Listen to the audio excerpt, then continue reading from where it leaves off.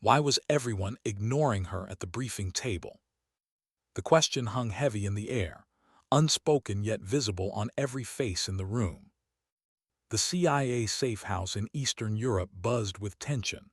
A storm of voices, data streams, and half-finished arguments that somehow excluded the quiet woman standing by the far wall. Her name was Olivia Mitchell. To most of them, she was nothing but a civilian security consultant, a line on a contract file, 12 months of temporary work, a disposable advisor brought in for damage control. But the way she stood there still, observant, eyes calm but scanning, didn't fit that description. Not at all. Commander Jack Morrison, broad-shouldered and ex-military to the bone, turned to her with the kind of half-smile that wasn't friendly. "Your file shows 1 year of consultancy," he said, voice clipped. "And you think you know something about the Phoenix operation that we do." Olivia didn't move, didn't flinch. She just met his eyes, slow, deliberate. "I know the missing operatives aren't missing," she said quietly. "They were taken, and in 20 minutes he'll know exactly where we are." Silence. Even the computer seemed to hesitate. Across the table, Captain Sarah Hayes, sharp-minded and proud of it, looked up from her tablet. "Ghost Viper has been dead for 5 years. Classified files confirm it. You're wasting our time." Olivia's voice was barely above a whisper. "He's not dead." That was when the room changed. You could feel it, a slow tightening, like the pressure before a storm. Ghost Viper. The name itself was legend, a phantom from another era, a man trained to erase targets and vanish without a trace. Every intelligence officer in the building had read stories about him. None believed he was real anymore. But Olivia spoke his name like she'd said it before. Morrison crossed his arms. "You talk like you know his tactics." "I do." She met his gaze without hesitation. "Because he taught me." That one sentence rearranged the air.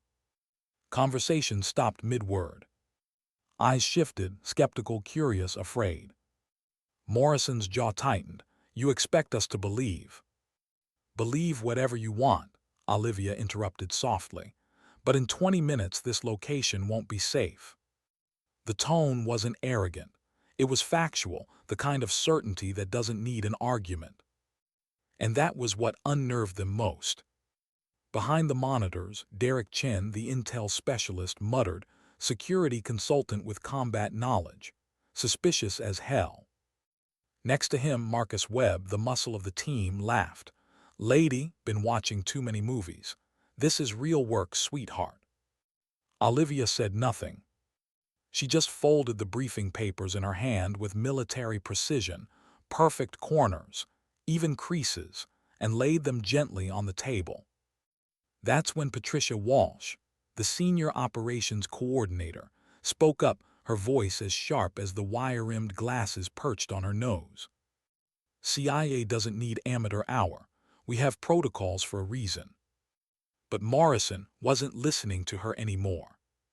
His instincts, old battlefield instincts, were whispering that something about this woman didn't fit. She stood too still, watched too much, knew too well where the exits were. On the screen behind them, satellite images flickered dense forests, deep valleys, and snow-choked ridges. 3 operatives had gone dark there 72 hours ago. Reconnaissance mission, no contact since. Their last transmission had mentioned a ghost. Everyone assumed Ghost Viper was a myth resurrected by rumor. Everyone except her. Olivia stepped closer to the display. "They went in through the main valley," she said. "Predictable. He would have known they were coming before they cleared the first ridge." Captain Hayes frowned. "You're suggesting we redesign our entire rescue based on what your theory?" "I'm suggesting you want your people back alive." There was no bravado in her tone, just quiet truth. The kind that makes soldiers glance at one another because deep down, they recognize experience when they hear it. Then Derek's computer chimed. "New satellite ping. Movement in Sector 7. Exactly where Olivia had said it would be. The sound froze the room. Marcus's smirk faded. Patricia lowered her tablet slowly. Morrison's eyes, once skeptical, narrowed not with disbelief now, but calculation. He leaned forward. "You're sure of this?" Olivia nodded once. "As sure as I was the last time he tried this." The last time. The words carried weight no one could measure yet. "Show me," Morrison said. She stepped beside him and began replotting the mission plan. Her fingers moved with practiced efficiency across the touchscreen, drawing new insertion points, alternate routes, fallback zones. Every move revealed tactical understanding, far beyond any consultant's clearance. "Predictable insertion," she murmured. "No fallback depth, psychological exposure to false signals. He'll herd your team into a kill zone here, here, and here." Hayes was watching closely now. "How do you know about the ravine route?" "Because Ghost Viper used it in Budapest, and Prague, and Damascus." Each name landed like a hammer. Derek blinked. "Those missions those don't even exist in the system." "Exactly." Olivia looked at him. "Because I was there." Morrison felt the air tighten again, that subtle shift before revelation, before the world tilts on its axis. He didn't know who she really was, but he knew one thing: she was no civilian. His phone buzzed. Secure notification. He glanced at the classified response from Langley, a background check request he'd ordered minutes ago just to be sure. It came back glowing red. "Security clearance, higher than mine." He read it twice before looking up at her. "Who are you?" Olivia's expression didn't change. "Someone who used to believe in the same things you do." No one breathed for several seconds. Then the lights flickered. Derek swore under his breath. "Data breach. Someone's hacking us now." Morrison strode to the console. "Impossible. This line, offline from the grid." "Not to him," Olivia said softly. "He helped design your encryption." The screens went black. Then a single message appeared, white text on empty black. "Viper protocol activated. Phase 3 commencing." Captain Hayes reached for her weapon on instinct. "What's Phase 3? Olivia's answer came without hesitation. "Elimination of witnesses." The room erupted, chairs scraping, orders shouted, weapons checked. Controlled chaos, the kind that only barely hides fear. Through it all, she didn't move. While everyone else panicked, Olivia just watched the static on the screen fade into patterns only she seemed to understand. Her stillness became its own kind of gravity, calm in the middle of a storm. "You're not surprised," Morrison said quietly. "Should I be?" Her tone wasn't sarcasm, it was weary truth. "This is textbook Ghost Viper psychology. Create chaos, force hasty choices, exploit the mistakes that follow." Hayes frowned. "Textbook? Whose textbook?" "His." For the first time, emotion flickered across Olivia's face, a shadow of something that looked like regret. Chapter 7. Exploitation of Friendly Force Psychology. Derek kept typing, hands flying. "This is advanced. I'm seeing intrusion software modified from military-grade frameworks. Who the hell is this guy?" Olivia's answer was a whisper. "Not who, him." Morrison stared at her. "You knew him personally?" "I did." She turned toward him, eyes steady. "Teacher, mentor, executioner of everything I once believed in." A fresh ping echoed from Derek's screen. Coordinates, countdown, and one chilling line. "Solo reconnaissance approved. Student knows the way." Everyone looked at her. "He's been listening," Morrison said slowly. "Of course he has." Olivia slung her satchel over one shoulder, movements methodical, rehearsed. "He probably helped design your communication architecture. He's always listening." Hayes checked the map overlay. "That's a 12-hour hike through hostile terrain. No way you make it in under 6. Unless you know the shortcuts." Olivia looked up, which I do. Marcus stepped forward, blocking her path. Nobody goes out there alone. It's suicide. She looked up at him, not defiant, not challenging, simply calm. Then come with me. Marcus hesitated. He'd been in combat zones across 3 continents, stared down men twice his size. But there was something in her eyes that unnerved him, a stillness too precise, too practiced. Patricia's voice cracked through the tension. Unauthorized solo operation violates 17 protocols. Then don't authorize it, Olivia said, already pulling gear from the supply rack. But your protocols were written by people who never faced Ghost Viper. Derek's monitors screamed again, alarms flashing, code scrolling too fast to read. He's breaching everything: mainframe, surveillance, comms. Because he taught your people how to build them, Olivia murmured. The screen blinked once more. A single phrase replaced the chaos. Phase 3, witness elimination in progress. Morrison looked up. He's coming. Olivia nodded. He's already here. The hum of the building seemed to deepen, the way silence sometimes grows louder than sound. Somewhere outside, a door slammed. Someone shouted down the corridor. Then gunfire, short, controlled bursts. Hayes instinctively drew her pistol. Contact. Morrison moved to the window. Nothing but shadows moving through the snow-gray streets. Secure perimeter, he barked. But Olivia didn't move toward the fight. She moved toward the comms panel. She keyed in a manual override, bypassing standard encryption with codes that no consultant should have known. Her fingers hesitated for just a second, a flicker of something human behind the precision. Then she transmitted a signal, low frequency, old-school analog, the kind you use when satellites aren't safe. Extraction routes B and C are compromised, she said into the mic. We hold here or we die. Morrison glanced at her. Who are you signaling?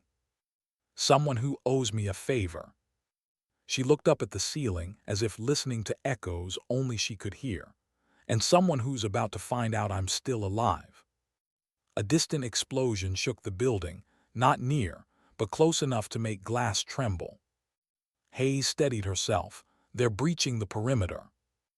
Olivia's response was quiet, almost reflective. Then he's testing me. Testing you, Morrison demanded. To see if I've forgotten what he taught me. She looked down at her watch. I haven't. Another explosion, closer this time. Dust fell from the rafters. Someone screamed down the hall. Marcus raised his rifle toward the sound. They're inside. But Olivia's attention stayed fixed on the screen, on the code patterns flickering faster and faster. Then, abruptly, she smiled. Not amusement, recognition. He's in the system, she said softly, but he made one mistake. What mistake? Morrison barked. He assumes I still play by his rules. She reached into her satchel and pulled out a compact device, old, analog, military grade. Plugged it into the console. Static burst across the screens, scrambling the intrusion feed. You just killed our comms, Derek protested. I just made sure he can't track them. Olivia unplugged the device and turned toward the team. You wanted a plan, now you have one. Minimal signature, 2-person infiltration, everything else is noise. Morrison studied her. You're serious? Completely. Hayes shook her head. If this goes wrong. Olivia cut her off. If this goes wrong, extraction won't be an option. Ghost Viper doesn't leave loose ends. The sirens died. For a heartbeat, there was nothing but the ticking of a digital clock. Then Morrison spoke, voice steady. Gear up, departure in 20. The team moved, automatic efficiency, gathering weapons, checking comms, loading gear. But all eyes, whether they admitted it or not, kept drifting toward Olivia. Toward the woman who'd walked in as an outsider and somehow taken command without raising her voice. Hayes approached her quietly during prep. What aren't you telling us? Olivia paused, adjusting the strap on her shoulder holster. About what? About him, about Ghost Viper. Olivia looked at her, long enough that the silence became its own answer. Then she said softly, because he's not just a soldier, he's a specialist in breaking minds. He doesn't fight to kill you, he fights to make you doubt yourself. Hayes frowned. Sounds like every trainer I've ever had. No, Olivia's eyes darkened. Every trainer teaches you to win. He taught me to survive. Hayes exhaled slowly, realizing the difference. Across the room, Morrison checked the updated coordinates. Insertion zone confirmed, 12-minute flight. After that, we walk. He looked back at Olivia. You lead this, you earned it. She didn't thank him, just nodded. Ask me again in 6 hours, she said. It wasn't confidence, it was truth. And somehow, that was more reassuring than any promise. Outside, the helicopter blades began to spin sound, rising through the cold Eastern European night. Snow swirled like ash around the landing pad as the team loaded up, their faces lit by red running lights and adrenaline. Olivia climbed aboard last, securing her headset.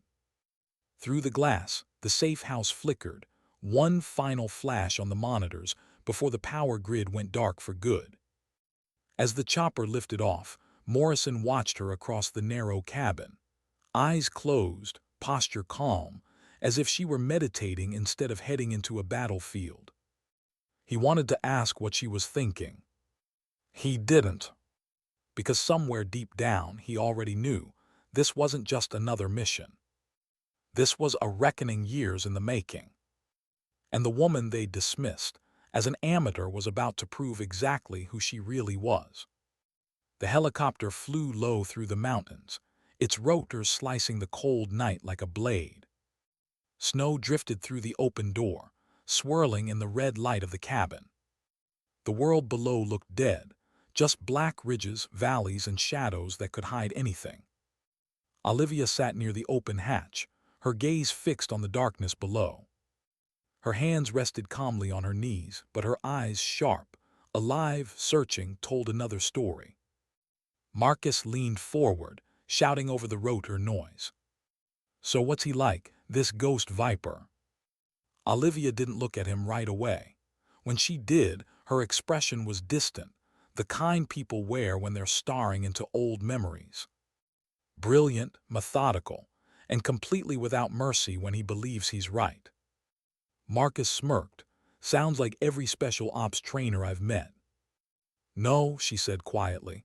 Every trainer teaches you to win. He taught me to outlive winning. The answer silenced him. Across from them, Commander Morrison adjusted his gear, his voice steady but his mind racing. He'd seen her dossier, or what little of it existed. Redacted pages, gaps in service years, operations without names. And one word repeated often enough to stand out: Phoenix. The chopper banked hard, dropping altitude. Wind roared through the cabin. 2 minutes, the pilot called out over comms. Olivia reached for her weapon, not like someone about to fight, but like someone greeting an old friend. Her movements were fluid, economical, free of wasted effort. Every motion rehearsed until it became instinct. Morrison watched her closely. You ever get nervous before missions? He asked. She turned her head slightly, a faint trace of a smile on her lips. Only when I don't. The helicopter touched down, in a clearing that didn't appear on any map. Engine still running, the pilot called over the radio. Insertion point secure. You've got 6 hours until sunrise. Olivia dropped from the chopper first, boots sinking into snow and soil. The air was sharp, the kind that burned the lungs but cleared the mind. She scanned the tree line, silent, steady. The wind whistled through the pines like whispers of ghosts. Marcus jumped down behind her, rifle up. 12 kilometers to the target, hard terrain. 4 if you use the old paths, Olivia replied. He frowned. What old paths? The ones he showed me. That was when Morrison realized this place wasn't new to her. She'd been here before. Move, she ordered softly. We don't have much time. They followed her through the dark, their night vision goggles painting the world in green and shadows. Every few meters, she'd pause, listening, scanning. Sometimes she'd change direction with no explanation.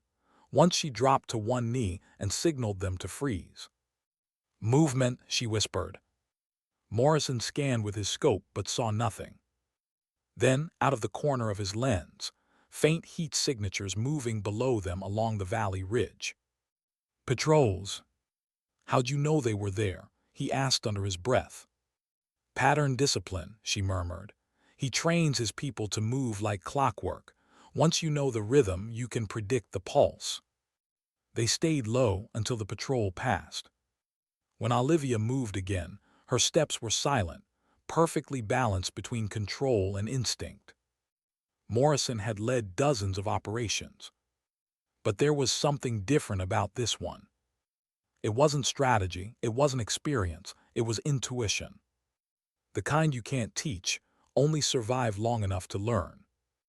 As they crept through the snow-covered forest, the sound of the helicopter faded behind them. Only the crunch of boots and the distant hum of static in their earpieces remained. At one point, Marcus glanced back toward the sky. "Extraction's 12 clicks east. We call for backup if it gets bad." Olivia didn't look back. "If it gets bad, there won't be anyone left to call." She said it softly, but it landed like truth. They climbed through narrow ravines and steep ridges, where the snow had hardened into glass. The wind screamed against the rocks. Every step echoed in the kind of silence that felt alive. After nearly an hour of movement, Morrison signaled for a brief stop. They sheltered beneath an overhang, a hollow carved by centuries of rain. Their breath misted in the cold air. Morrison checked his watch. "We're making good time, still 4 hours before the window closes." "3," Olivia corrected quietly. "He's already adjusting." "How do you know?" "Because that's what I do." Her answer didn't invite more questions, but Morrison asked one anyway. "What really happened between you two?" For the first time, Olivia hesitated. She stared out at the snow for a long moment before answering. "Phoenix operation was supposed to end with both of us dead." "Supposed to."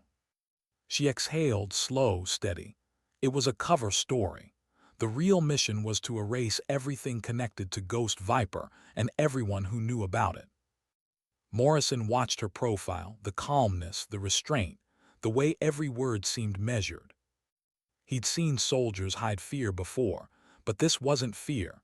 It was memory turned to armor. "You survived," he said quietly. Her eyes flicked toward him. "I don't know if that's the right word." A beat of silence followed. Then she stood, pulling her hood over her head. "We keep moving. He'll have sensors in the lower valleys." As they moved again, Marcus leaned close to Morrison. "Sir, if she's right, if this is Ghost Viper, why the hell are we following her into his territory?" Morrison didn't answer. Because deep down he knew it wasn't about following her. It was about survival. And right now, she was the only one who seemed to know how to do that. The mountain path narrowed, twisting around sheer cliffs and frozen waterfalls. The snow gave way to rock and ice, slick underfoot. Olivia led them through crevices no wider than their shoulders, up inclines that felt impossible without ropes. But somehow she always found a way, invisible footholds, cracks hidden in shadow. "How do you know this route?" Marcus asked through gritted teeth. She didn't turn, training years ago. "With him." She nodded once. The realization hung heavy. Every step she took through that mountain wasn't exploration, it was memory. She was walking through her past. At one point, Morrison caught sight of her face, the faint reflection of night vision light across her eyes. They were focused, calculating, but behind that precision something else flickered. Pain, maybe guilt, maybe both. Then her earpiece crackled. Derek's voice faint through static. "Satellite update. Movement detected at your target coordinates. Heat signatures increasing. Possible transport vehicles. Copy, Morrison said. Confirm numbers. Static then. At least 12, maybe more, pattern suggests. The transmission cut off. Marcus cursed softly. We lost him. Olivia's voice was calm. No, he cut us off. Morrison looked at her. You mean? He's intercepting. Ghost Viper controlling the signal now. She tapped her comms once, manually switching to a secure offline mode. From now on, she said, radio silence. He'll feed us false data if we stay connected. Marcus frowned. How the hell does one man do all this? He's not one man, Olivia replied quietly. He's a network built over decades. Operatives, assets, contractors, ghosts in every system you can imagine. Morrison studied her expression. And you know this because I helped him build it. That was when the silence grew colder than the air around them. They moved in silence after that, the wind filling the spaces where questions used to be. The terrain began to slope downward toward a valley shrouded in fog. Somewhere below the compound, Olivia crouched at the ridge and raised her scope. The view made even Morrison draw a breath. It wasn't a camp, it was a fortress. Guard towers, floodlights, layered perimeter defenses hidden beneath camouflage nets. And in the center, a cluster of buildings arranged with mathematical precision. Every angle covered, every route predictable. This isn't partisan work, Morrison muttered. This is military engineering. Olivia nodded slowly. He never worked with amateurs. How many hostiles? Marcus asked, scanning through his rifle scope. Minimum 20 visible, probably double inside. Her voice stayed steady. He always overbuilds, overprepares, overkills. Morrison lowered his binoculars. We'll need backup. There's no time, Olivia said flatly. By the time reinforcements arrive, he'll move the prisoners or kill them. So what's your plan? She studied the layout one last time, then turned toward them. We don't go in, we make him come out. Marcus frowned. That's not how rescue missions work. Olivia almost smiled. That's not how his doctrine works either. She opened her field pack and began assembling a small communication device. It wasn't standard issue. The casing was scratched, the design old, Cold War old. When she powered it on, a faint analog hum filled the air. What are you doing? Morrison asked. Giving him what he wants. She tuned the frequency, eyes locked on the compound below.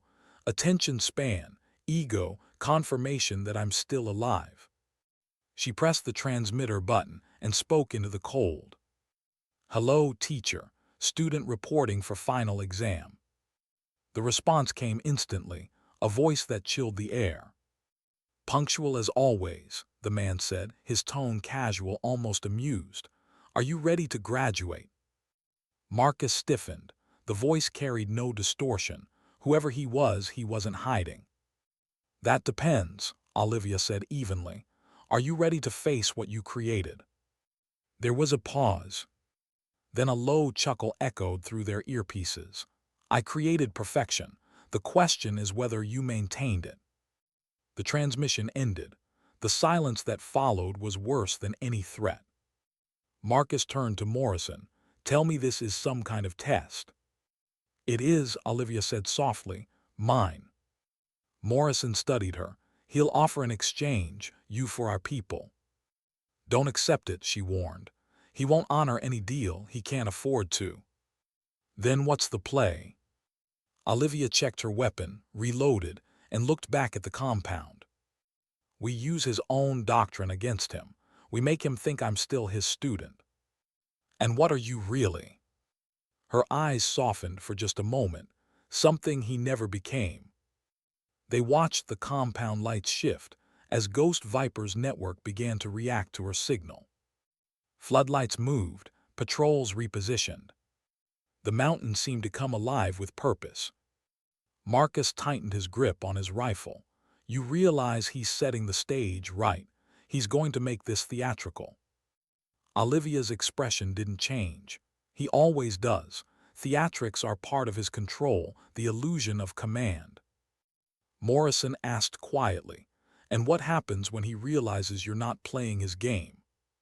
Her answer was calm, steady, and cold as the snow around them. "Then he learns who I really am." The wind picked up again, carrying the distant echo of movement from the valley below. Engines starting, doors opening, floodlights shifting in deliberate synchronization. Ghost Viper was responding. Morrison crouched beside her. "He's coming out, isn't he?" "Yes," she said softly, "but not for negotiation, for war." And as the first vehicles rolled out of the compound like shadows breaking free from the dark, Olivia watched them with the stillness of someone who'd been waiting for this moment for years. She whispered, not into her comms but to herself, "Let's see if the teacher still remembers his lessons." Snow fell like ash. Each flake drifted through the cold mountain air, silent and unhurried, settling on the shoulders of the three figures crouched in the dark. They had found a vantage point overlooking the valley, close enough to see the compound's floodlights, far enough to remain unseen. From this distance, the place looked almost peaceful. But peace was an illusion here. Every quiet second felt like bait. Olivia lay prone behind her rifle, her breath controlled, her heartbeat slow. Through the scope, she could see shapes moving, sentries changing position, searchlights sweeping. But she noticed what the others didn't: rhythm. Every 37 seconds, the same guard paused at the same post. Every 62 seconds, a pair crossed the inner courtyard. Perfect repetition. No randomness. No human error. Ghost Viper's signature. He built order out of chaos, predictability out of fear. Because control was his weapon. Marcus whispered beside her, "You think he knows we're here?" Olivia didn't answer immediately. Her gaze traced the pattern again, and then she saw it. One light, slightly brighter than the rest, blinking every few seconds in a rhythm no one else would have noticed. 3 short flashes, paused too long. "A code." "Yes," she said softly, "he knows." Morrison shifted behind them. "Then why hasn't he attacked?" "Because he's waiting," Olivia replied. "He wants me to walk into his story. He always writes the first act." Marcus frowned. "Then we skip the act, take the shot, cause a diversion, get our people." "No." Olivia's voice was low but sharp. "That's what he expects. That's how he tests patience." She adjusted her rifle scope, eyes narrowing as she studied a building near the center of the compound. There, faint heat signatures below ground. "Prisoners." "He's keeping them alive for leverage," she said, "but not for long." Morrison leaned in. "We move before he does." Olivia shook her head. "We move when he wants us to. The trick is to make him believe he still has control." The words sounded like strategy, but underneath them was something deeper, something personal. Morrison watched her face. "You're not just fighting him, are you?" Olivia's eyes stayed on the compound. "No, I'm fighting the part of me he built." The wind cut through the silence like a blade. They waited 10 minutes, 20. And then a sound. Soft static through their comms, faint but deliberate. "You've come far, student." The voice was smooth, calm, almost kind. Olivia's finger froze above the transmitter switch. "I wondered how long it would take you to find me," the voice continued. "Do your new friends know what you are?" Morrison tensed. "He's on open frequency." "They think you're a hero now, don't they?" Ghost Viper's voice slid through the air like smoke. "Saving lives, fixing what can't be fixed. Tell me, Olivia, how many people did you kill for me before you decided to feel guilty?" "Mute the channel," Morrison ordered, but Olivia didn't move. Her eyes stayed fixed on the compound. Her jaw tightened. "He's trying to destabilize us," she said quietly. "Don't respond." but even she couldn't hide the way her voice wavered on that last word. "You should have stayed dead," Ghost Viper said. "You were perfect before you started asking questions." The transmission ended. For several seconds, the only sound was the wind. Then Marcus spoke. "Jesus, he's playing with you." "No," Olivia murmured. "He's reminding me." Morrison watched her stand, eyes scanning the ridges ahead. "Of what?" "Of why I left." She took a step forward, then stopped. Her breath hit the cold air like smoke from a gun barrel. "There's a cave system under the mountain," she said. "He'll use it to move assets or hide his prisoners. That's where we go." "How do you know?" Morrison asked. "Because I helped design it." It didn't sound like confession. It sounded like penance. They moved down the slope, careful to avoid the patrol lights. The snow muffled every step, but the silence itself began to feel dangerous, too thick, too intentional, like the air was listening. Halfway down, Marcus stopped. "You hear that?" Morrison shook his head. "Hear what?" Marcus pointed, and then they all saw it. A light in the trees ahead, flickering, random, almost human. Then another. And another. Campfire, no. Too controlled, too precise. Olivia crouched, studying the pattern. "He's setting markers." "For what?" "For us," she said softly. "He's hurting us. The path he wants is lit." Marcus gritted his teeth. "Then we don't take it." Olivia's voice was calm. "He knows we'll say that. He plans for defiance.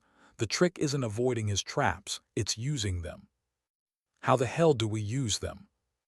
"By pretending to fall for them." She moved forward before they could argue, stepping directly into the illuminated path. Her silhouette cut through the snow like a shadow against light. "Olivia," Morrison hissed. "Trust me," she whispered. They followed. Every 30 meters, another faint light blinked, a breadcrumb trail leading deeper into the forest. Each one pulsed with coded rhythm. Each one whispered the same message: "Come closer." The path ended at a clearing where the forest opened into jagged rock and ice. In the center stood something that didn't belong, an old Soviet outpost half buried by snow. Concrete walls, rusted antennas, empty windows staring like eyes. Morrison raised his rifle. "You think he's in there?" "No," Olivia said. "He's watching from somewhere better." They entered carefully. The air inside was still, heavy with dust and frost. Broken maps clung to the walls. A metal desk lay overturned near the far corner. And on it a small radio, already humming with static. Olivia stepped closer. The voice came through before she touched it. "Welcome back, student." Her breath caught not in fear but in memory. He used the same tone he'd used in training, the same cadence, the same deliberate calm designed to command obedience. "You're predictable," Ghost Viper said. "Even your defiance follows pattern." She stared at the radio. "Where are my people?" "Closer than you think. But let's not rush, Olivia. You used to enjoy the game." Morrison cut in. "We're not here to play." The voice ignored him. "You brought guests, I can hear them breathing. Commander Morrison, Marcus Webb, good soldiers, loyal, that's a shame." Marcus's hand tightened on his rifle. "You're standing in my classroom," Ghost Viper continued. "The lesson today is loyalty, how it gets you killed." Then the radio went dead. A low hum filled the air, electrical building fast. Olivia's eyes widened. "Down," she shouted. The explosion wasn't massive, just enough to throw them backward and fill the outpost with smoke and dust. Marcus coughed, ears ringing. He booby-trapped the whole damn place. Olivia pulled herself up, coughing through the haze. "He's escalating, testing response time, injury patterns, coordination." Morrison wiped blood from his forehead. "He's treating us like data." "That's what he does," Olivia said. "He studies people the way scientists study lab rats." "Then let's stop being his experiment," Marcus growled. Olivia looked at him, steady, calm, unflinching. The only way to stop a test is to break the method. He's observing from a distance. We feed him the wrong variables. Morrison frowned, meaning. Meaning we disappear. Before he could ask, she pulled a small metallic sphere from her pack, a smoke interference generator, decades old but reliable. She activated it, and within seconds the air shimmered with distortion. Every drone feed, every thermal scan, every radar pulse within 100 meters blind. For the first time since the mission began, Olivia exhaled. He can't see us now. Marcus looked around the fatting smoke. Good, then let's find another way in. But Olivia wasn't looking at the outpost anymore. She was staring at something on the ground, a mark etched into the frost-covered concrete. A symbol. A coiled viper wrapped around a skull. Her throat tightened. He's mocking me. Morrison crouched beside her. What is it? The unit insignia, she whispered. Ghost Viper's elite group, my group. Marcus blinked. You were one of them. Olivia didn't answer. Her hand brushed over the symbol once before she stood and turned away. Let's move. They slipped back into the forest. The snow had thickened, falling heavier now, muting every sound but their breath. In the distance, faint flashes lit the sky, flares, maybe gunfire, maybe something worse. Morrison followed close behind her. You said he's testing us. What happens when we pass the test? Olivia's voice was barely audible through the snow. Then he stops pretending. The forest opened into a wide gorge, the ground dropping steeply into shadow.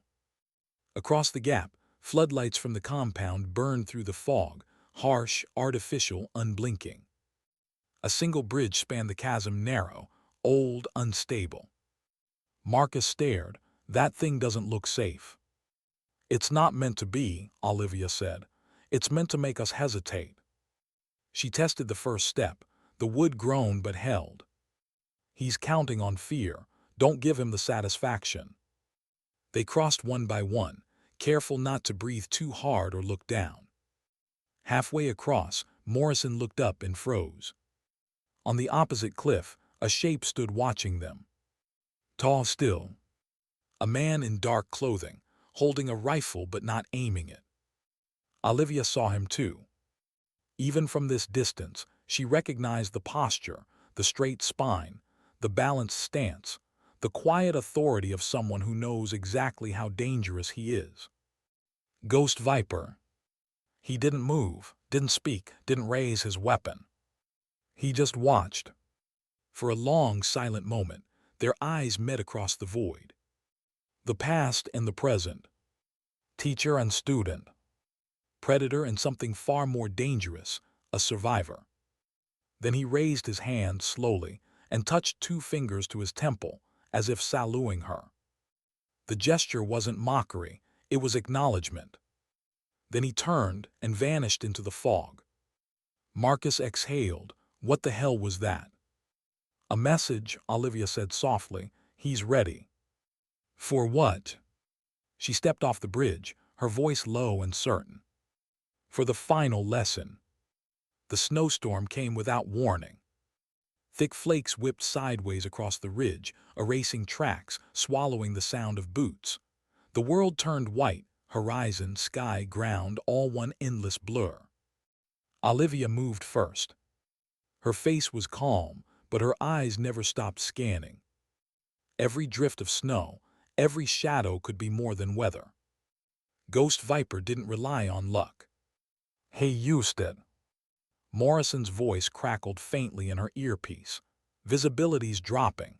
We lose line of sight in 30 seconds. Good, she replied. He'll assume we're blind too. Marcus swore under his breath. You call that good? Confusion works both ways, Olivia said. The trick is knowing who's better at using it. They descended through the storm, guided only by her memory.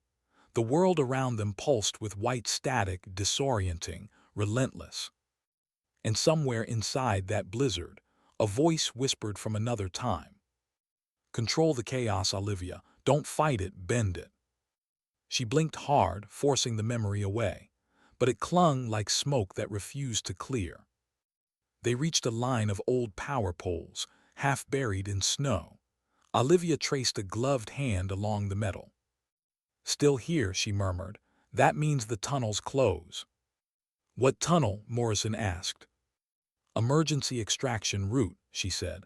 "Back when this site was still active, Ghost Viper never leaves without a back door." She knelt, brushing snow aside until her hand struck metal.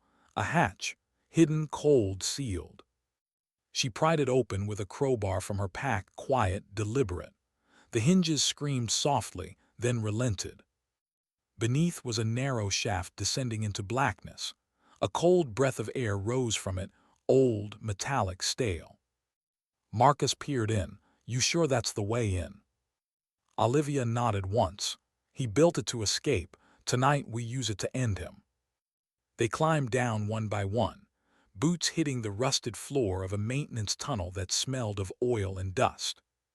Their flashlights cut through the dark, pale cones of light revealing steel walls covered in frost. It was dead quiet. No echo, no wind.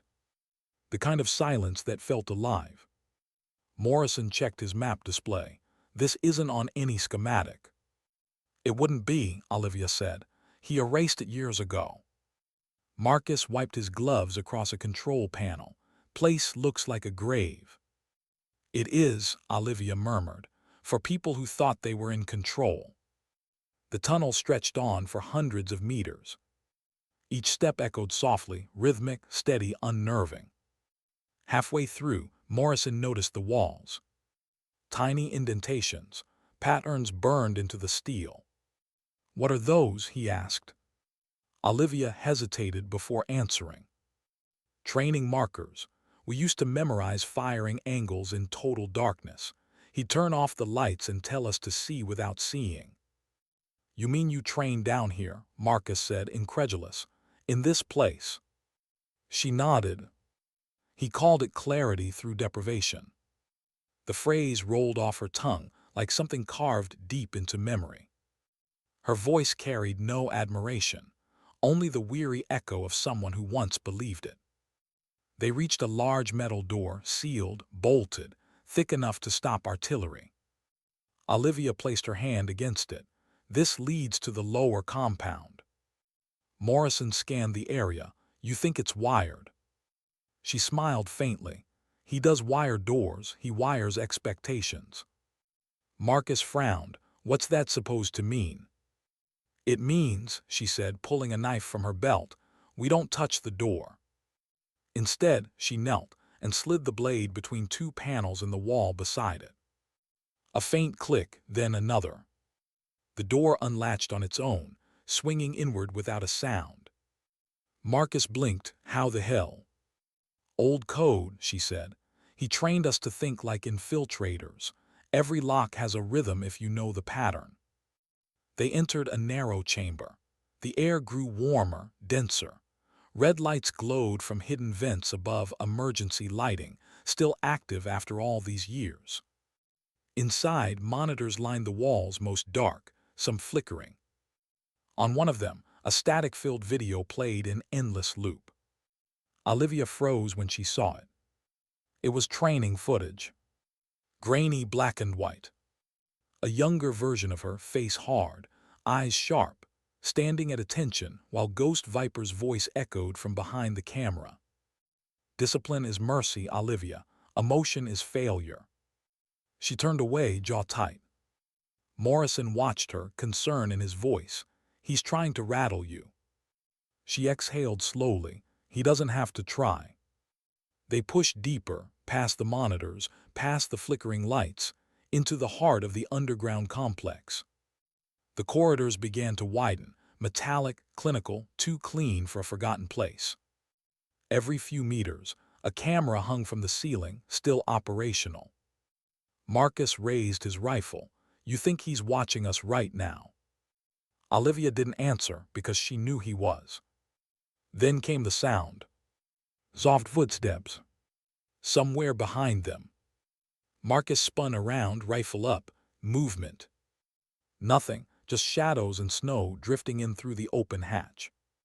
Morrison signaled silence, motioning forward. They reached another room larger, almost like a lab. Tables overturned, equipment shattered. And against the far wall, a body. Frozen, propped upright in a chair. Olivia approached slowly, light shaking slightly in her hand. The figure wore tactical gear, insignia torn off. She brushed away frost from the visor. The face beneath was pale. But what stopped her heart wasn't who it was what was written across the armor. Her old call sign. Phoenix. Morrison stepped closer. What the hell is this? A message, she whispered. He's telling me my old self died here. Marcus looked uneasy. Then what's the point? Olivia's voice was hollow. To remind me I don't get to come back from this. The lights flickered once, then every monitor in the room came alive at once. Ghost Viper's voice filled the air. Do you see it now, Olivia? The difference between what you were and what you pretend to be. You built an identity on guilt, but guilt doesn't make you better, it makes you predictable. She looked up at the cameras, her face calm but pale. You still talk too much. And you still hesitate. A click. A flash of red on the floor. Trip sensor. Down, Morrison shouted.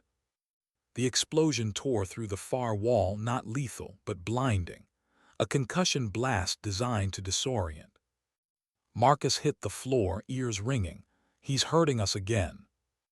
Exactly, Olivia shouted through the ringing, which means he wants us to go somewhere specific. They stumbled out of the smoke, running through the corridor as alarms wailed around them. Red lights flashed, painting everything in pulses of blood-colored glow. Morrison grabbed her shoulder. You're bleeding. She touched her temple, blood but minor. I've had worse. They turned another corner and stopped. The corridor opened into a vast chamber filled with old machinery. A generator room. Half the lights were dead, but one glow remained, a projection in the center of the floor. A hologram flickering weakly, cycling through schematics of the facility. But when Olivia approached, the image changed. It became her. A 3D projection of her, younger, harder, eyes cold and merciless. The version trained by Ghost Viper. The version before conscience. Morrison stared. What in God's name? That's who you were, Ghost Viper's voice said. Efficient, precise, untouchable before you started caring. Olivia clenched her jaw. You don't get to define who I am. You can't outrun creation, Olivia. You're not a soldier. You're a replica of my design. Her hand trembled slightly, rage, maybe shame. Then she raised her rifle and fired once. The hologram shattered. And that, his voice whispered through the static, is why you'll lose. Silence followed. For the first time since the mission began, Olivia looked unsteady. Her breath hitched. Her eyes, usually sharp, clouded for just a second. Morrison stepped forward. Don't let him in your head.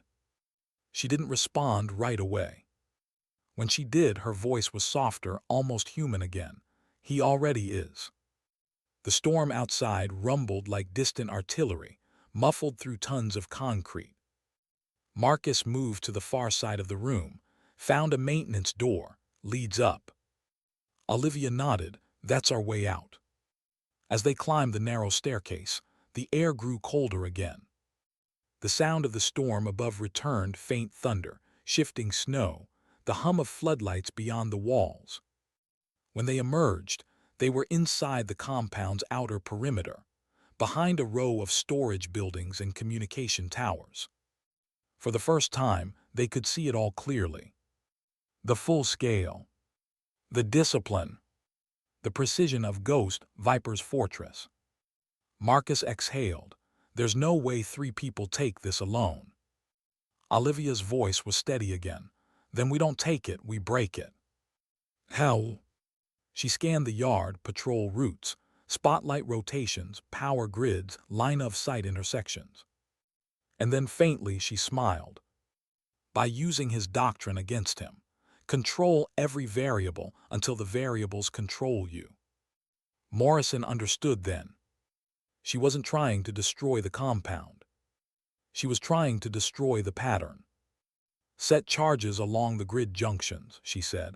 Not enough to level, just enough to create noise, confusion. He'll think we're making mistakes.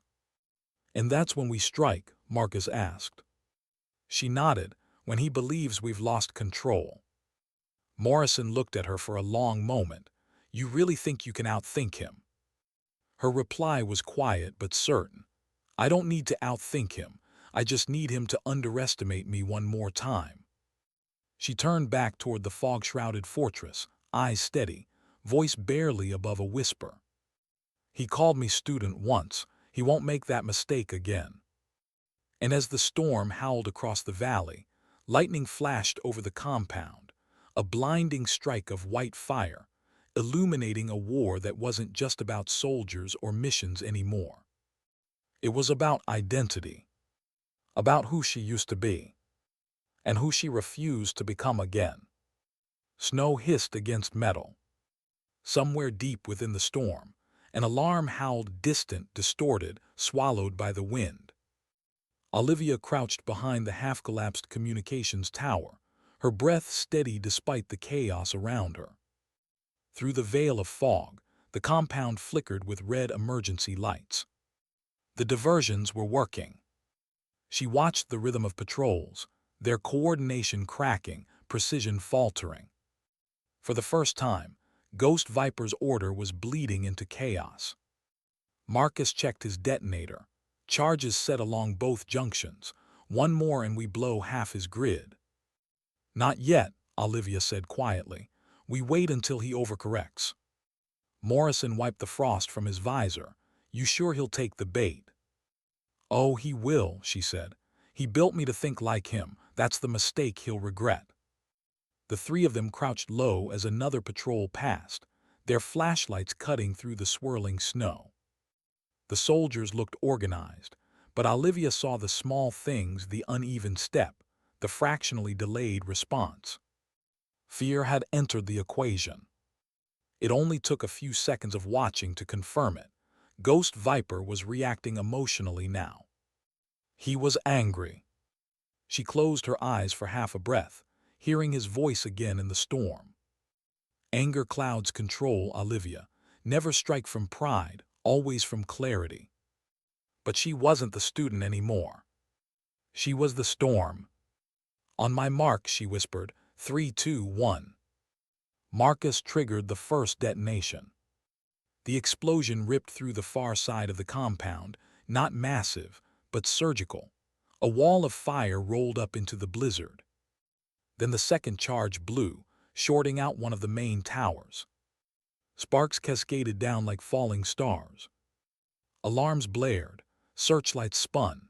Command orders overlapped through the enemy comms, panicked, confused. Morrison glanced at her. We've got their attention, what now? Now, Olivia said, loading her rifle, we make them see ghosts. They moved, fast, silent, coordinated. For every step she took, she thought two ahead, where they'd expect her, where they wouldn't. Ghost Viper had taught her the geometry of war, the mathematics of deception. Tonight, she was rewriting his formula. They slipped between storage containers, through frozen corridors of metal and light. Every sound mattered. Every silence was a risk. Marcus whispered, you ever think he might actually win this? He's got numbers, drones, intel. Olivia didn't stop walking. He's got control, not vision. That's what he never understood. How's that different? Control ends when people stop obeying. Vision keeps fighting even when no one's left. It wasn't a speech. It was something she believed. Maybe because she had to. They reached the central data hub, a squat building of reinforced steel. Inside were the compound surveillance feeds, security protocols, and communication uplinks. If they could take it, they'd cut Ghost Viper's eyes out. But as Olivia approached the keypad, she froze. The display was already unlocked.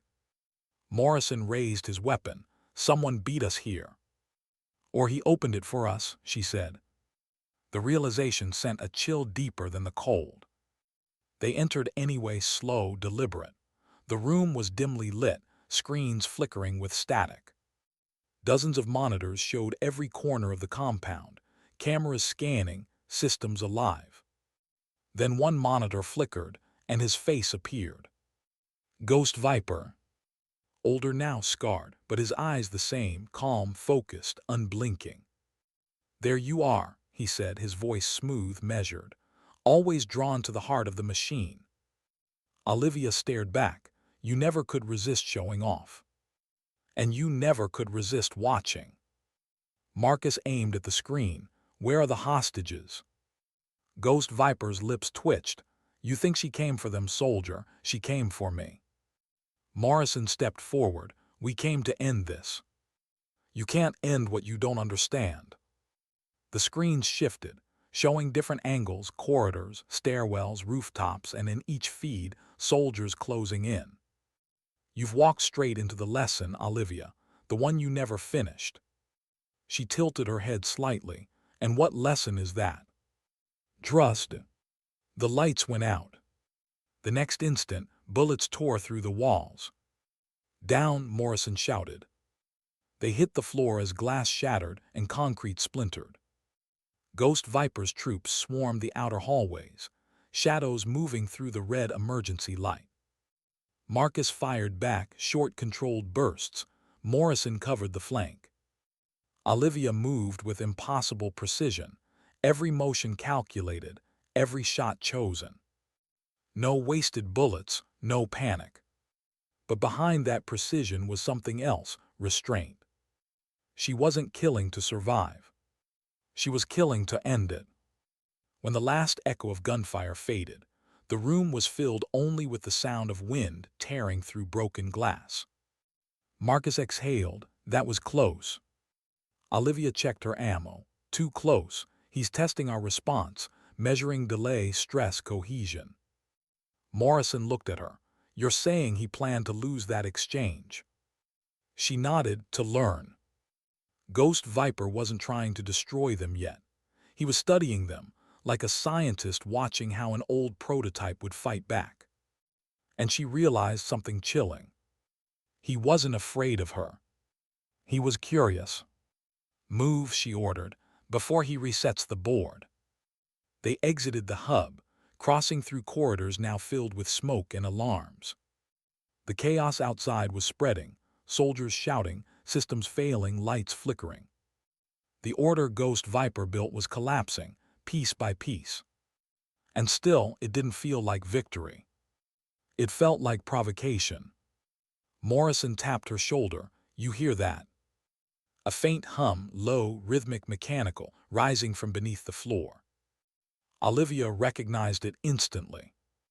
Turbine generator. He's rerouting power. He's going to purge the lower tunnels. Purge? Marcus asked. Flood them with gas. Burn everything that moves. Hostages included, Morrison said. Olivia nodded once. For the first time, doubt cracked her voice. He's forcing me to choose. Marcus frowned. Choose what?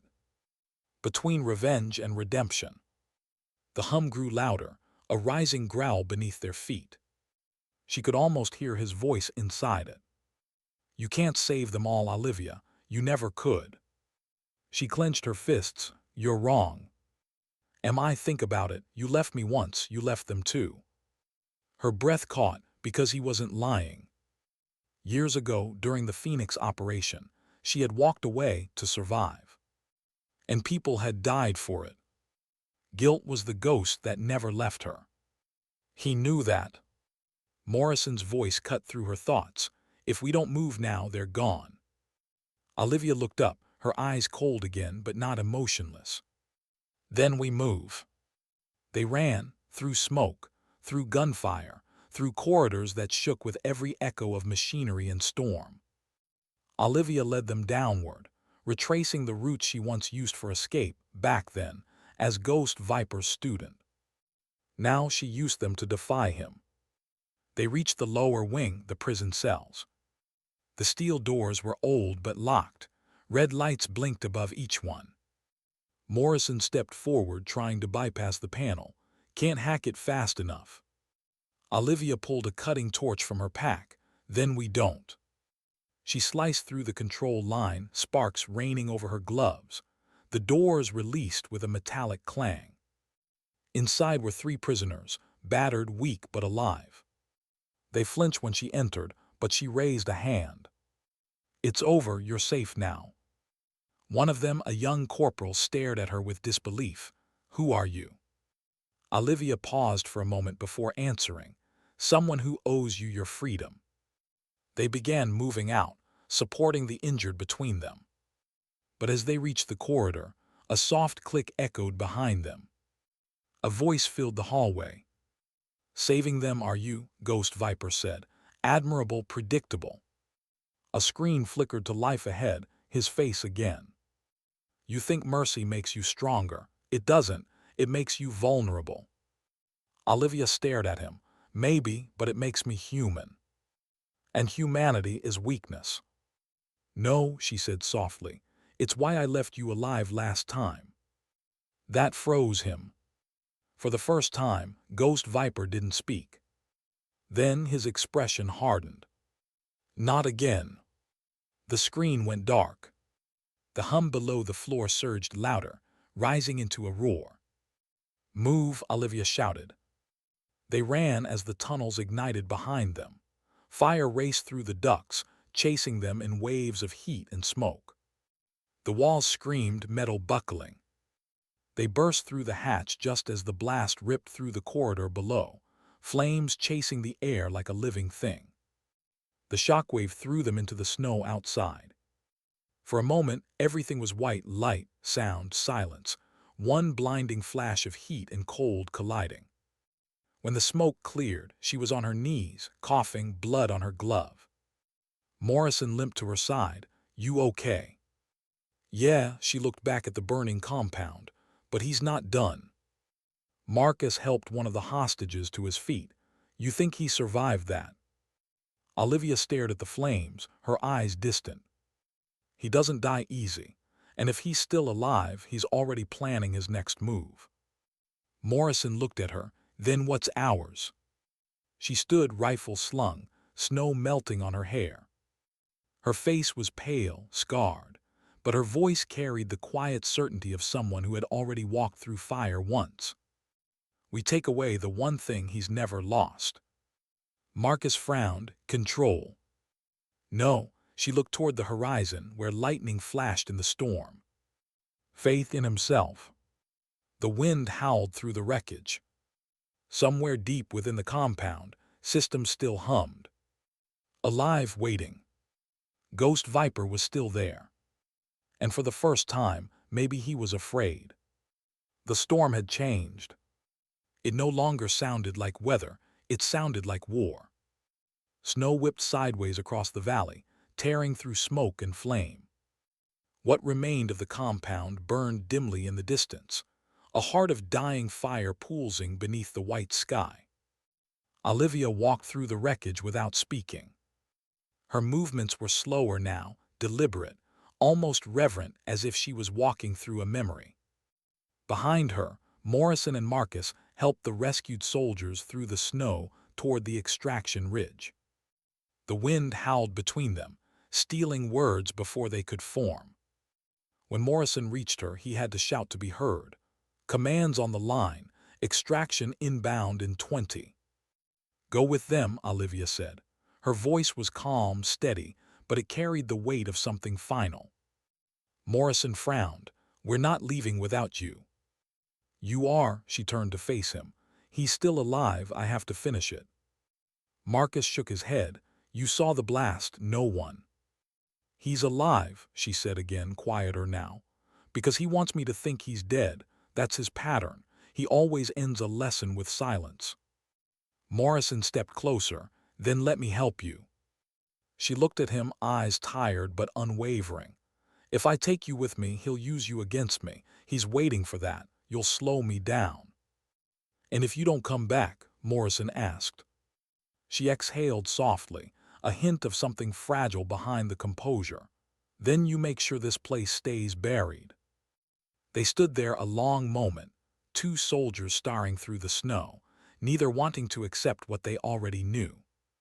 Finally, Morrison nodded. "We'll hold the ridge for as long as we can."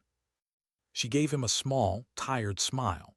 "You always were better than the commanders they send." Then she turned and walked back into the burning fog, disappearing into the storm without another word. The snow swallowed her shape. And for a moment, Morrison wondered if she'd ever really been there at all. Inside, the compound was dying. Walls dripped molten steel, sparks hissed where circuits burned. The air was thick with smoke and the bitter tang of scorched plastic. Olivia moved through the ruins with her weapon raised. Every corner looked like a memory: the training room, the observation deck, the firing range. She built these places with him once, years ago. Every line, every vent, every hidden corridor was a reflection of Ghost Viper's mind, cold, efficient, perfect. And now it was falling apart. "Control is an illusion," he used to tell her, "but illusion is control." She found herself whispering it under her breath, not because she believed it anymore, but because she needed to hear how wrong it sounded. The deeper she went, the quieter it became. The gunfire and explosions had faded above, replaced by the low moan of shifting steel. Every step echoed down the empty hallways like footsteps in a tomb. When she reached the main control chamber, the door was already open. Smoke curled through the air inside, mixing with dust and light. The central screen still flickered weakly, showing fragments of camera feeds: the storm, the fire, and one single heat signature moving through the lower wing. Him. She followed, down narrow corridors, past twisted metal and shattered glass. Her boots splashed through puddles of melted snow and blood. Each step pulled her closer to the sound she'd been waiting to hear, a voice, faint at first, distorted by calm interference. "You came back." Her breath caught. "You never left." "You should have. You could have been free." "I tried," she said softly, "but you don't let go, do you?" "No," the voice said, "you don't either." She rounded a corner and stopped. There he was, Ghost Viper, standing in the flickering red light of the burning corridor. His face was older, his beard gray, but his posture perfect, unbroken. In his hand, no weapon, just calm. He looked at her like a father might look at a child he'd raised to replace him. "Olivia," he said simply, "I was wondering how long it would take you." Her rifle stayed aimed at him. "Drop whatever you're holding." He smiled faintly. "You think I need a weapon? I think you need to stop pretending you still control this." He took a step closer, slow, deliberate. The air between them trembled, charged with everything unspoken: betrayal, guilt, grief. "You destroyed my network," he said. "Years of precision undone in hours." "That's what happens when your control depends on obedience," she said. "You trained killers, not believers."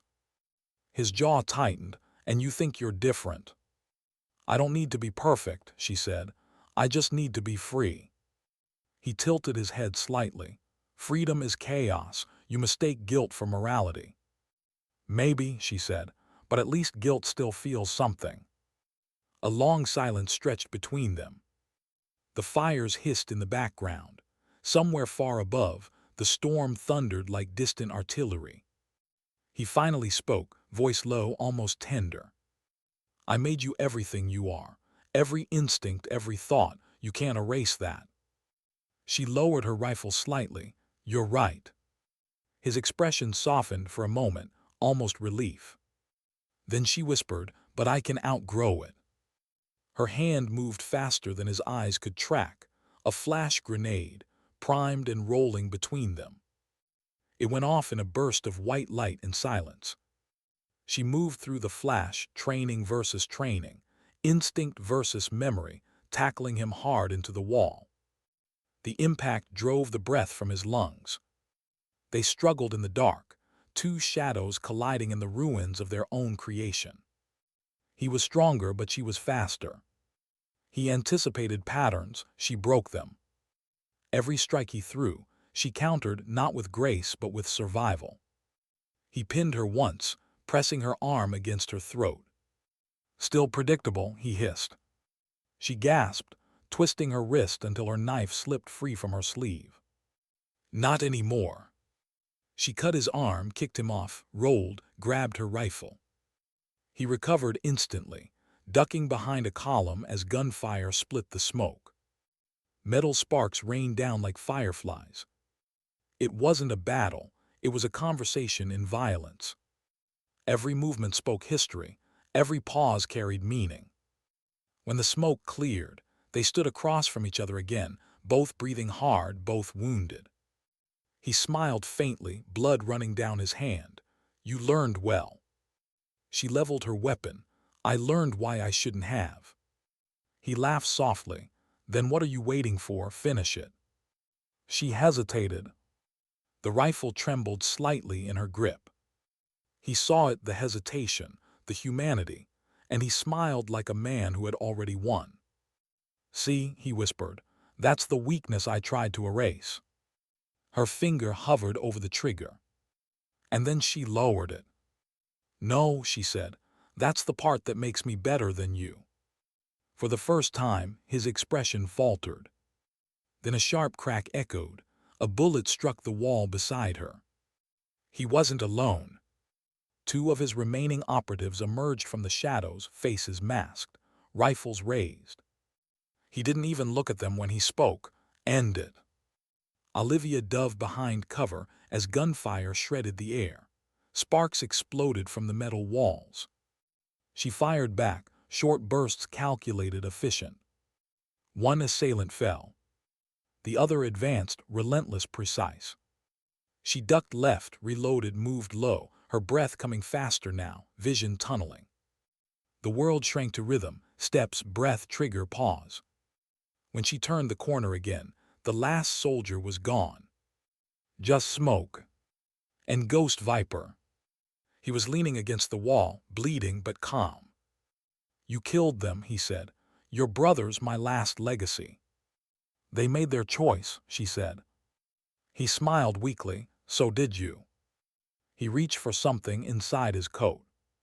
She raised her weapon again. "Don't." He ignored her. Pulled out a small transmitter, glowing faintly red. "Failsafe," he said. "You can't save them all, you never could." He pressed it. Somewhere deep below, a rumble began, soft at first, then rising. "Self-destruct," she breathed. He nodded. "If I can't control it, no one can." She moved forward fast, slamming the rifle into his chest, pinning him against the wall. "Tell me how to stop it." He laughed, a low, rasping sound. "You still don't understand. I didn't build a system to survive. I built one to end everything that tries." Her fist connected with his jaw, hard. He fell to the floor, coughing blood, but still smiling. "Go ahead, kill me. You'll die with me anyway." She stared down at him, torn between rage and pity. Then she said quietly, "You're wrong." She turned and ran. The hallways shook around her, as explosions rippled through the compound's foundation. Pipes burst, walls cracked. Fire poured through vents like serpents unleashed. She raced toward the upper exit, through corridors she once memorized in darkness, now collapsing in flame. Every few steps, she heard his voice echoing behind her, faint, almost ghost-like. "You can't save them all. You can't outrun me. You are me." But for the first time, she didn't believe him. She burst through the outer door, into the snow, into the howling storm. The cold hit her like a blade. Behind her, the compound burned from within, light and shadow colliding in violent beauty. She stumbled forward, coughing smoke, eyes burning. Somewhere in the distance, she saw them, Morrison and Marcus waving, signaling toward her. And for a second she almost smiled. Then the mountain roared. The entire compound imploded, a collapsing heart of fire and steel. The shockwave knocked her off her feet, snow and ash swallowing her whole. For a heartbeat, there was only light. Then darkness. When she woke, there was silence. Soft snow falling. The world white again. Morrison knelt beside her, shaking her shoulder. Hey, stay with me. Her eyes fluttered open. The first thing she saw was the sky, gray, endless, peaceful. Is it over? She asked. Morrison nodded slowly. It's over. But she didn't look convinced. Because somewhere deep in the silence, deeper than the snow, deeper than the earth itself, she thought she heard a faint voice. You can't erase creation. Her fingers tightened around the snow. Maybe not, she whispered, eyes still closed, but I can bury it. The wind carried her words away, soft, final. The mountain was quiet. Not the peaceful kind of quiet, the kind that follows destruction. The kind that feels like the world is holding its breath, unsure whether to mourn or move on. Smoke still rose from the crater where the compound had been. It drifted upward in slow, heavy spirals, swallowed by the snowstorm above. Ash clung to the wind like ghosts refusing to leave. Olivia sat at the ridge, wrapped in a thermal blanket, staring into the white abyss below. The others had pulled back to a safer distance, setting up an emergency beacon for extraction. But she hadn't moved, not since they dragged her out of the wreckage. Her hair was dusted with frost, her gloves were torn. She looked less like a soldier, and more like someone carved out of what was left. Morrison approached quietly, boots crunching in the snow. He stopped a few feet behind her. We've got birds inbound, 30 minutes. She didn't turn. You get everyone out. Yeah, he said, all of them, 3 wounded but stable, you saved them. She nodded faintly, good. The silence stretched between them. The wind howled through the broken peaks, filling the spaces words couldn't reach. Morrison watched her profile, the stillness, the distance. You know, he said softly, I've seen soldiers walk away from missions like this before, but I've never seen anyone stay so still afterward. Olivia's voice was quiet, almost fragile, because I'm not sure if I walked away or if something else did. He frowned, meaning. She looked down at her hands, scarred, burned, shaking faintly. Everything I learned came from him. Every instinct, every reflex. Even the way I breathe in combat, it's his rhythm. You broke his control, Morrison said. That's what matters. She smiled faintly, a tired, sad thing. Maybe, or maybe I just became another version of it. The storm picked up again, snow swirling like fine dust. Morrison crouched beside her. You don't get to blame yourself for being trained by a monster. You survived him. That's the difference. She turned her gaze toward the burning crater. He said something before he died, about creation, about not being able to erase it. What did you tell him? I told him I'd bury it. Morrison studied her face. And do you think you did? She didn't answer. Instead, she reached into her jacket pocket and pulled out a small, scorched object, a data drive, blackened at the edges, still faintly blinking red. He stared. Is that his failsafe, she said, or what's left of it? Why didn't you destroy it? She looked down at it for a long moment before answering. Because I need to know what he was really building. If I destroy it now, I'm just burning questions I'll never stop asking. Morrison exhaled, watching the snow fall between them. You realize what that means, right? You'll have to go back into his world, the one you just escaped. She nodded once, then I'll go. He shook his head. You're not the only one who lost people tonight, Olivia. You can't keep carrying this alone. I don't know how to do anything else, she said softly. That broke him a little, the honesty in it. She wasn't being dramatic. She was stating a fact. He stood slowly, brushing snow from his gloves. Then let us carry some of it with you. You don't have to stay in the dark forever. She looked up at him for a brief moment, her eyes softened. Thank you. He nodded once and walked back toward the camp. She stayed. The extraction helicopters arrived 20 minutes later, black silhouettes cutting through gray sky. Their rotors sent the snow spiraling in wild circles, a storm within the storm. Medics rushed forward, loading the wounded. Marcus climbed aboard first, giving Olivia a small nod, half respect, half disbelief. He still didn't fully understand what she had done down there. Maybe no one ever would. When Morrison called her name, she didn't move. She just kept staring at the crater, the smoke, the fatting red glow below. He walked back to her. We have to go, the snow's closing in. She turned finally, eyes distant. I'll follow in the next bird. He hesitated, then nodded. Don't take too long. When he left, she was alone again. The wind carried the scent of fire and iron. The mountain creaked under the shifting snow.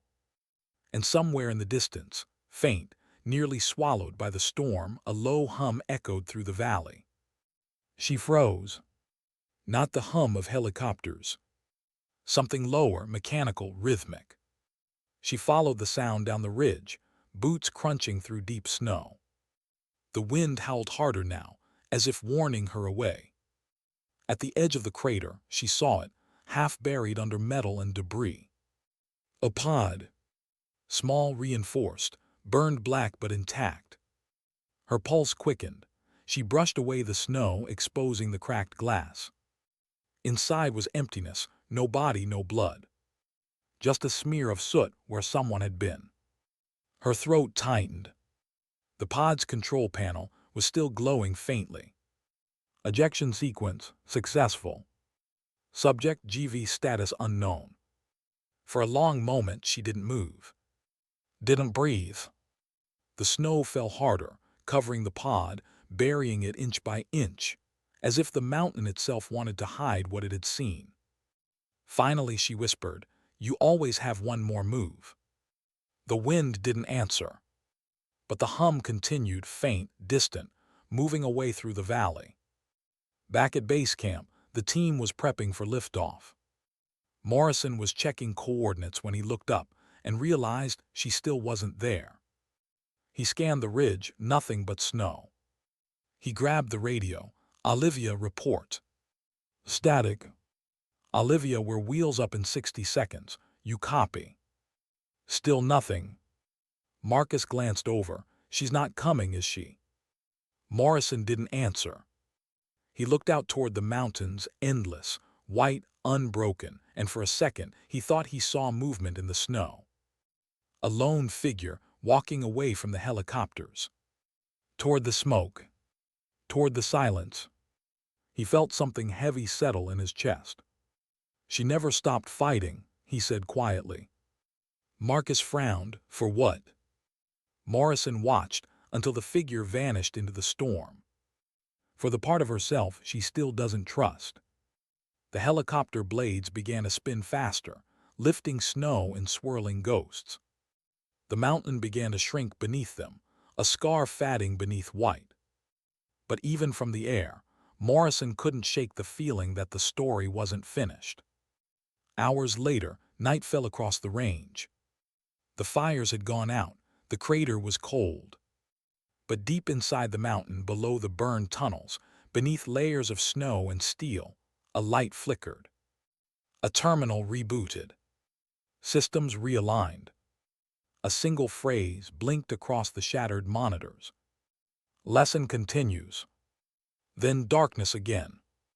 Back at the forward operations base, Olivia sat alone in the dim light of a tent. Her uniform hung from a chair, burned at the edges. A mug of untouched coffee sat beside her. The data drive rested on the table, the same faint red light pulsing. She cleaned it, patched it, powered it on. But she hadn't opened it yet.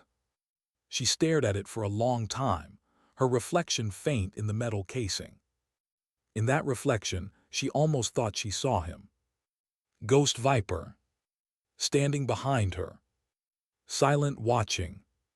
She closed her eyes. When she opened them, the reflection was gone.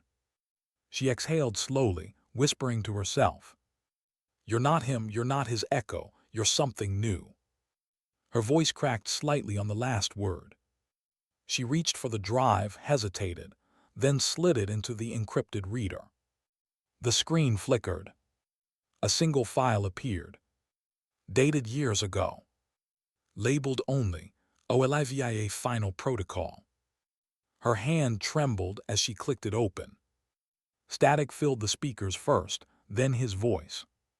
"If you're hearing this, then you survived me. Good, you were supposed to." Her pulse quickened. "But understand this, survival is not victory. It's inheritance. You don't destroy systems like mine, you become the one who replaces them." She clenched her fists. "No. You think you buried me, but you can't bury an idea. You are my idea." She slammed the laptop shut, the sound echoing through the tent. The storm outside raged harder, pressing against the canvas, howling like the ghosts of the mountain. She stood there for a long time, breathing hard, trying to quiet her heart. Then finally she whispered, more to herself than to him, "Then maybe it's time I rewrite the idea." Her eyes hardened again. Not angry, not afraid. Just resolved. She took the drive, stepped outside into the snow, and hurled it into the fire pit. The flames caught instantly, swallowing the device whole. For a second, the red light blinked once more through the smoke, then vanished. The night fell still again. Olivia stood there under the falling snow, eyes closed, face calm. She didn't know if Ghost Viper was truly gone. Maybe he was alive somewhere. Maybe he was buried beneath miles of ice. Maybe he was just a voice she'd never stop hearing. But one thing she did know. Whatever came next would be written by her. And maybe that was enough. The snow finally stopped. By morning, the mountains looked clean again, as if nothing had happened. White stretched endlessly across the horizon. No smoke. No blood. No proof that a war had just burned through the heart of it. Olivia stood at the edge of the landing field, watching the sun struggle through the clouds. The first light of dawn painted the snow gold, soft, unreal. For the first time in days, there was no sound of engines, no echo of gunfire, only wind. She looked smaller now, pale, quiet, wrapped in a heavy coat. Not broken, just emptied. Behind her, the camp was being dismantled. Morrison barked quiet orders to the logistics team, his voice low but firm. Marcus limped past, nodding at her, a faint smile beneath bruised eyes. None of them knew what to say, because there wasn't anything left to say. Later in the command tent, the air was thick with silence. A single lamp swung slightly overhead, the canvas walls breathing with the wind. Olivia sat across from the debriefing officer, a woman from intelligence, composed, distant. She pressed a button on her recorder. For the record, Operation Echo's end. Confirmed destruction of target compound and neutralization of hostile leader, designation Ghost Viper. Olivia said nothing. The officer looked up. "Any survivors?" "3," Olivia answered. Her voice was hoarse, raw. "2 soldiers, 1 contractor, all stable." "And Ghost Viper?" Olivia's eyes flickered for half a second. "Presumed dead." "Presumed," the officer repeated. "Not confirmed." She didn't answer. The woman tapped her pen on the table. "Command wants clarity." Olivia looked up slowly. "Clarity's a luxury we don't get out there." The officer studied her, then leaned forward. "You understand what he represented, don't you? That his disappearance will raise questions." Olivia nodded faintly. "Good." The woman frowned. "Good. It means they'll keep looking. That's what he wanted." "Do you want that?" Olivia paused, then said softly, I want them to understand what happens when you try to control everything." The officer hesitated, then reached out and clicked off the recorder. The red light died. "For what it's worth," she said quietly, "you did something extraordinary. Most wouldn't have survived." Olivia looked down at her hands, scarred, steady now. "Survival's not extraordinary," she said. "It's what happens when you can't afford to die yet." That night the base went dark early. Most of the team was asleep, the generators humming softly in the cold. Olivia couldn't sleep. She walked out alone, boots crunching over frozen mud, until the camp disappeared behind her. The stars were sharp tonight, millions of them scattered like broken glass across the sky. She stopped near the ridge, where she'd first stood the morning after the blast. The snow there was untouched, smooth, glowing faintly under moonlight. For a long time she just stood there, breathing, listening, remembering. She could still hear his voice sometimes. Not like a ghost, more like an echo inside her own thoughts. Control is an illusion, but illusion is control. She smiled faintly. You were half right. Wind brushed across her hair. The world was quiet again. Then slowly she sat down in the snow. Her movements careful, almost graceful. She reached into her pocket and pulled out a small fragment of metal, warped, blackened. The last piece of the data drive she had burned. It was cold to the touch. Weightless. She turned it in her gloved hand, watching the way the moonlight caught its edges. Then she whispered, "You don't get to write my ending." And she buried it, pressing it deep into the snow until it disappeared. When she stood, she looked lighter somehow. Not free exactly, but unbound. The next morning, the extraction convoy rolled out. She sat in the back of the transport, watching the mountains fade behind her. Each mile put distance between her and everything that had happened. But distance isn't the same as peace. Morrison sat across from her, reading a silent report on his tablet. He finally looked up. "You're quiet." "I'm tired. Heading home."